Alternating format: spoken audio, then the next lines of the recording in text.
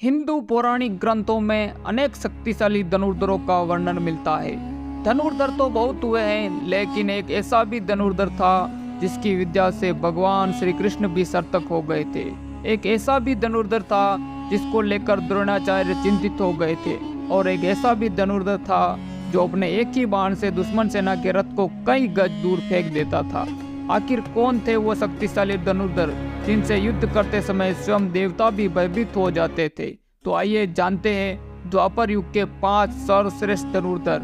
Video में आगे बढ़ने से पहले वीडियो को एक लाइक कर हमारे चैनल को सब्सक्राइब अवश्य कर दे। नंबर 5 पर है द्रोणाचार्य। द्रोणाचार्य पांडवों और कौरवों के गुरु थे। महाभारत के युद्ध में द्रोणाचार्य कौरव सेना की तरफ से लड़े थे।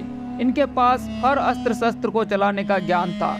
इसमें नारायण अस्त्र, पाशुपतास्त्र और ब्रह्मास्त्र भी शामिल है। वैसे तो युद्ध में द्रोणाचार्य को कभी सीधे पराजित नहीं किया जा सकता था। तब भगवान श्री कृष्ण ने भीम से कहकर एक अश्वत्थामा नामक हाथी को मरवा दिया और हर तरफ खबर फैला दी कि अश्वत्थामा मारा गया।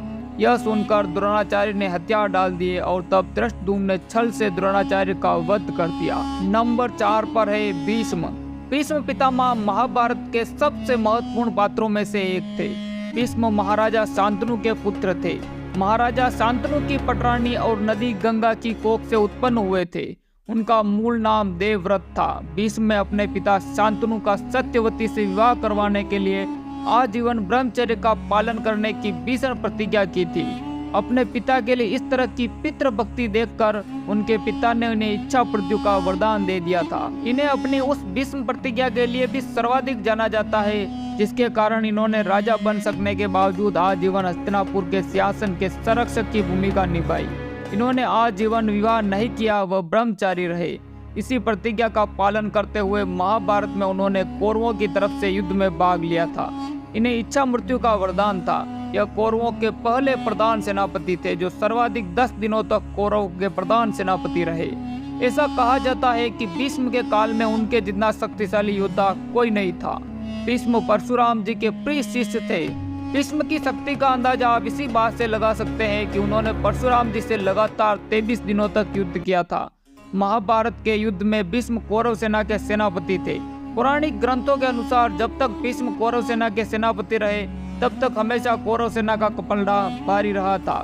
भीष्म इतने बलशाली थे कि उनका वध करने के लिए कुरुक्षेत्र में स्वयं भगवान श्री कृष्ण ने उन पर हथियार उठा लिए थे।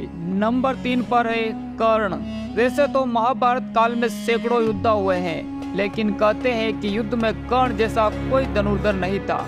कवच और कुंडल नहीं उतरवाते तो कर्ण को मारना असंभव था। कर्ण के अर्जुन और एकलव्य से श्रेष्ठ धनुर्धर होने का प्रमाण यह है कि कर्ण के तीर की इतनी ताकत थी कि जब वे तीर चलाते थे और उनका तीर अर्जुन के रथ पर लग जाता था तो रथ पीछे कुछ दूरी तक खिसक जाता था। कृष्ण अर्जुन से कहते थे कि जिस रथ पर मैं और हनुमान जी विराजमान है उसके इस तरफ पीछे धकेले जाने से पता चलता है कि कर्ण की धनुर्विद्या में कितना बल है। नंबर 2 पर है अर्जुन। 5 पांडवों में से एक अर्जुन की धनुष विद्या भी जग प्रसिद्ध थी। गुरु द्रोण के श्रेष्ठ शिष्यों में से एक थे अर्जुन। द्रोण ने अर्जुन को धनुष सिखाते वक्त वचन दिया था कि तुमसे श्रेष्ठ इस संसार में कोई धनुर्धर नहीं होगा। अर्जुन के धनुष की टंकार से पूरा युद्ध क्षेत्र गूंज उठता था। रथ पर सवार भगवान कृष्ण और अर्जुन को देखने के लिए देवता भी स्वर्ग से उतर गए थे। अर्जुन की शक्ति का अंदाजा आप इसी बात से लगा सकते हैं कि विराट युद्ध में उन्होंने अकेले कौरव सेना को पराजित कर दिया था। नंबर 1 पर है बर्बरीक। बर्बरीक महाभारत काल का सर्वश्रेष्ठ धनुर्धर था। युद्ध के मैदान में भीम पौत्र बर्बरीक दोनों खेमों के मध्य बिंदु एक पीपल के वृक्ष के नीचे खड़े हो गए और यह घोषणा कर डाली कि मैं उस पक्ष की तरफ से लड़ूंगा जो हार रहा होगा। भीम के पौत्र बर्बरीक के समक्ष जब अर्जुन तथा भगवान श्री कृष्ण उसकी वीरता का चमत्कार देखने के लिए उपस्थित हुए तब बर्बरीक ने अपनी वीरता का छोटा सा नमूना मात्र ही दिखाया।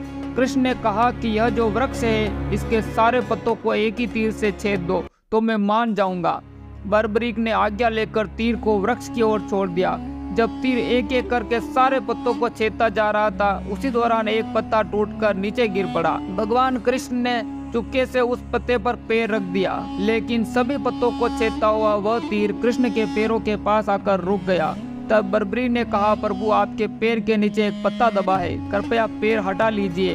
क्योंकि मैंने तीर को सिर्फ पत्तों को छेदने की आज्ञा दे रखी है, आपके पैर को छेदने की नहीं। उसके इस चमत्कार को देखकर कृष्ण चिंतित हो गए। भगवान श्री कृष्ण यह बात जानते थे कि बर्बरीक प्रतिज्ञावश हारने वाले के साथ देगा।